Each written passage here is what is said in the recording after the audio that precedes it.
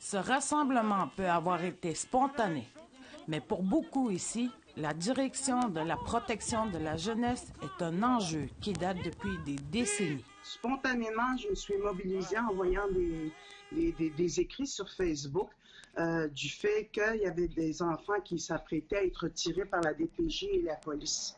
Par conséquent, comme on se connaît toutes dans la communauté, moi j'ai réagi parce que je connaissais ces gens-là et qu'ils étaient aptes justement à assumer la garde et la sécurité des enfants.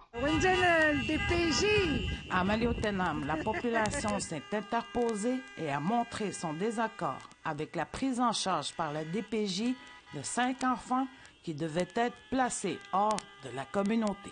Virginie Michel dit que les interventions de la DPJ sont souvent abusives. Que ce soit dans l'évaluation de la capacité d'être famille d'accueil et accueillir les enfants, on demande toujours trop de critères. Selon Michel, la loi C-92 peut être une solution. Cette loi fédérale permettrait de faire une gestion de la protection des enfants par les Autochtones et souligne que cette loi est en vigueur depuis janvier. Mais le Québec, M. Legault,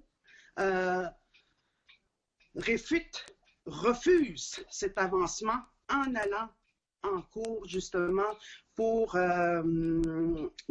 essayer de faire déclarer cette loi-là comme inconstitutionnelle.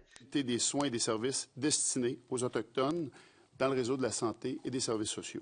Le ministre Yann Lafrenière dit dans un courriel être en contact avec le chef de la communauté et tous surveillent de très près la situation. Mike McKenzie, chef de Uashat Maliotenam, dit que la communauté possède un programme qui contient un comité de femmes et d'aînés.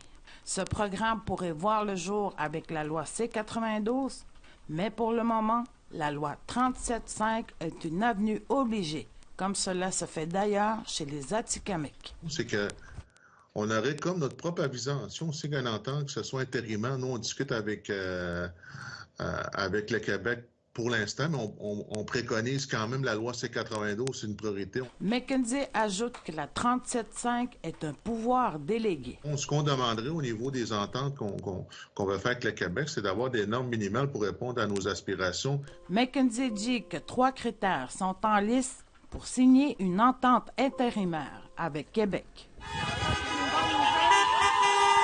Entre-temps, les partis de ce rassemblement, eux, en sont venus à une entente, celle de placer les enfants avec leur mère chez une famille qui leur a ouvert leur foyer. J'espère que ces femmes, ces mères vont continuer justement à se mobiliser contre les viols répétés et répétitifs de la part du Québec avec sa DPJ.